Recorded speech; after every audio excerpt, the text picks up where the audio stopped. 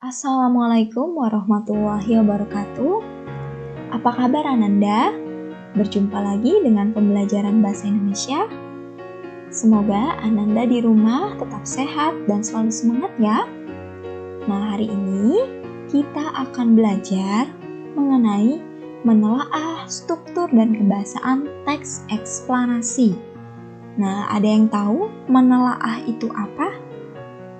Menelaah adalah berarti kita itu mengkaji, ya, menyelidiki atau mempelajari dengan detail atau mendalam tentang struktur dan kebahasaan teks eksplanasi. Nah, tujuan yang akan kita capai pada pembelajaran hari ini yaitu siswa mampu menelaah struktur dan kebahasaan teks eksplanasi yang dibaca. Selanjutnya, esensi Al-Fawaz yang akan kita dapatkan hari ini adalah kemampuan berpikir kritis ditingkatkan dengan menelaah struktur dan kebahasaan teks eksplanasi. Materi yang akan dibahas pada pembelajaran hari ini yaitu yang pertama ada kita akan mengenal jenis teks eksplanasi berdasarkan pola pengembangannya. Yang kedua, kita akan mengenal, tentu akan mempelajari lebih mendalam mengenai struktur teks eksplanasi. Yang ketiga, tentang kebahasaan teks eksplanasi. Dan yang keempat, kita akan mencoba latihan menelaah teks eksplanasi. Sebelumnya, kita asah ingatan dulu ya. Ada yang masih ingat pengertian teks eksplanasi? Ya, betul sekali ya. Teks eksplanasi adalah teks yang menjelaskan proses terjadinya suatu fenomena alam, sosial, atau budaya. Nah, kita masuk materi pertama yaitu jenis teks eksplanasi berdasarkan pola pengembangannya. Nah, pola pengembangan teks eksplanasi ini ada dua ya, yaitu pola kronologis dan pola kausalitas. Nah, apa itu pola kronologis? Nah, pola kronologis ini adalah teks eksplanasi yang disusun berdasarkan urutan waktu yang ditandai oleh konjungsi. Konjungsi itu apa? Kata penghubung. Jadi ditandai oleh konjungsi atau kata penghubung lalu, kemudian, akhirnya, sekarang, sebelumnya, dan sejenisnya. Nah, selanjutnya yang kedua ada pola kausalitas. Pola kausalitas itu teks eksplanasi yang disusun berdasarkan urutan sebab akibat yang ditandai oleh konjungsi sebab, karena, akibatnya, dan lain-lain. Nah, maksudnya pola pengembangan ini adalah jadi teks eksplanasi itu ada yang menggunakan pola pengembangan kronologis dan juga ada yang menggunakan pola pengembangan kausalitas. Jadi, salah satu saja dia teks eksplanasinya bisa berupa yang pola kronologis atau yang pola kausalitas. Oke, agar lebih mengerti, kita akan latihan ya tentang pola pengembangan teks eksplanasi. Nah, kita asah kemampuan berpikir kritis ya. Tentukanlah pola pengembangan pada cuplikan teks eksplanasi berikut. Nah, sebelum baca soalnya atau teksnya, kita baca dulu pertanyaannya ya. Pertanyaannya adalah, apakah jenis pola pengembangan teks eksplanasi di atas? Nah, silakan Ananda boleh baca teksnya secara saksama ya. Baik, apakah Ananda sudah menemukan jawabannya? Lihat, di sini sudah Ustazah garis bawahi. Di sini ada kata akibat. Ya, di sini juga ada kata disebabkan. Coba kita baca dulu keseluruhannya ya. Mencairnya es di kutub utara dan selatan kenaikan permukaan laut dan kenaikan suhu secara global adalah beberapa akibat atau dampak yang ditimbulkan oleh pemanasan global. Adapun pemanasan global sendiri disebabkan oleh gas rumah kaca yang terbentuk dari komponen-komponen gas berbahaya seperti CO2, N2O, dan CH4. Nah, di sini bisa diperhatikan dan sudah sangat jelas bahwa dia termasuk pola pengembangan kausalitas atau sebab akibat. Karena di sini ada akibat dan sebab. Ya, ini hanya dibalik saja. Tetapi isinya tentang sebab akibat suatu fenomena. Fenomena apa? Yaitu fenomena mencairnya es di kutub utara dan kutub selatan. Selanjutnya, pembahasan kedua yaitu tentang struktur teks eksplanasi. Nah, struktur teks eksplanasi ini ada 3, yaitu pernyataan umum. Apa itu pernyataan umum? Pernyataan umum itu berisi pengenalan suatu fenomena yang terjadi.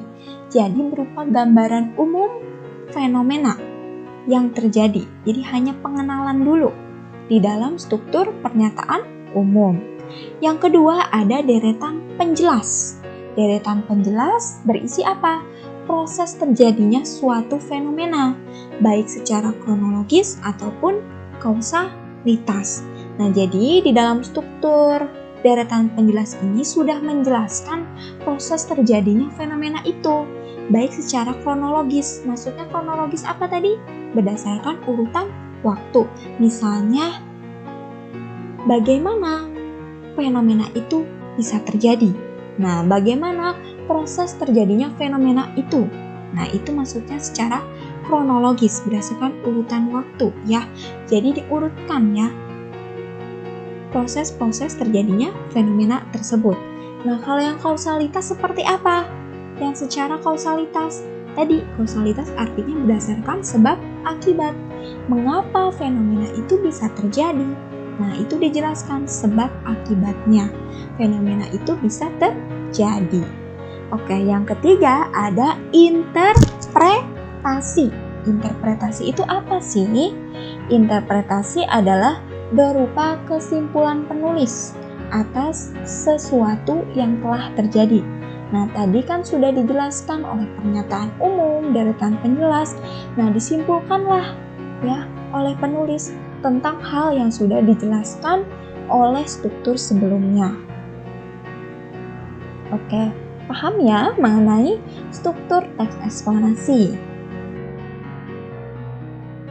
Baiklah, agar pemahaman Ananda lebih jelas lagi dan lebih paham lagi tentang struktur teks eksplanasi, Ananda bisa lihat di halaman 122 sampai 123. Di situ ada contoh tentang struktur teks eksplanasi beserta teksnya. Ya, agar Ananda lebih memahami struktur teks eksplanasi. Selanjutnya, kebahasaan teks eksplanasi. Ananda bisa lihat halaman 124 ya. Kaidah kebahasaan teks eksplanasi yang paling penting ada 6 poin. Apa saja itu? Kita bahas satu persatu ya. Yang pertama ada konjungsi kronologis. Tadi konjungsi itu apa? Kata penghubung. Nah, kronologis artinya urutan waktu. Jadi, kata penghubung yang berdasarkan hubungan urutan waktu. Nah, ditandai dengan kata apa? Yaitu ditandai dengan kata lalu, kemudian, akhirnya, sekarang, sebelumnya, dan lainnya. Selanjutnya ada konjungsi kausalitas atau konjungsi sebab akibat. Ditandai dengan kata sebab, karena, akibatnya, oleh karena itu, sehingga, dan lainnya. Selanjutnya ada kata benda jenis fenomena. Maksudnya apa di sini? Yaitu kata tersebut adalah kata benda dan juga dia menunjukkan fenomena yang terjadi. Misal di sini ada kata banjir. Banjir adalah kata benda. Nah, tapi banjir juga merupakan jenis suatu fenomena. Sama dengan gerhana atau endapan juga termasuk yang menunjukkan fenomena tersebut. Atau penyerapan air juga termasuk yang menunjukkan jenis fenomena tersebut. Itu. Selanjutnya ada kata kerja tindakan. Nah, kata kerja tindakan ini ciri kata kerja yang memiliki awalan me dan awalan ber. Contohnya apa? Mencegah, merusak itu yang memiliki awalan me. Sedangkan yang memiliki awalan ber contohnya berwisata, berkunjung, dan lain sebagainya. Nah, selanjutnya ada yang dimaksud dengan kata teknis. Nah, kata teknis ini adalah kata yang bersifat khusus terkait bidang tertentu. Misalnya, kalau di bidang ilmu biologi, ada yang dinamakan metamorfosis. Lalu, misalnya di bidang ilmu geografi, di situ ada kata vulkanik, geografis. Nah, lalu mungkin di bidang ilmu kimia, di situ ada kata nitrogen, karbon dioksida, dan lain sebagainya. Selanjutnya ada kalimat pasif. Nah, kalimat pasif ini ciri kalimatnya terdapat kata dengan awalan di dan awalan ter. Contohnya, di situ di kalimatnya ada awalan di yaitu ditimbun. Kalau awalan ter misalnya terbakar atau terserang. Gitu.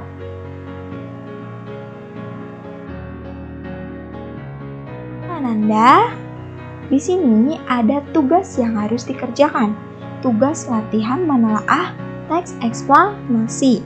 Nah, untuk melihat tugasnya apa, silakan periksa Google Classroom Bahasa Indonesia di kelas masing-masing untuk penugasan menelaah teks eksplanasi ya. Baiklah Nanda, di sini ada kutipan yaitu masa depan adalah hari ini. Apa yang kita lakukan hari ini akan membentuk masa depan kita. Maka dari itu, lakukanlah hari ini dengan sebaik-baiknya. Lakukan yang terbaik untuk hari ini ya. Karena apapun yang kita lakukan hari ini, sikap atau perilaku apapun yang kita lakukan hari ini akan mempengaruhi masa depan kita. Baiklah Nanda, cukup sekian materi hari ini. Tinggalkan jejak dengan cantumkan nama lengkap dan kelas di kolom komentar ya. Karena komentar kalian sangat berarti untuk kehadiran di pembelajaran kali ini. Cukup sekian yang bisa Ustazah sampaikan, kurang lebihnya mohon maaf. Wassalamualaikum warahmatullahi wabarakatuh.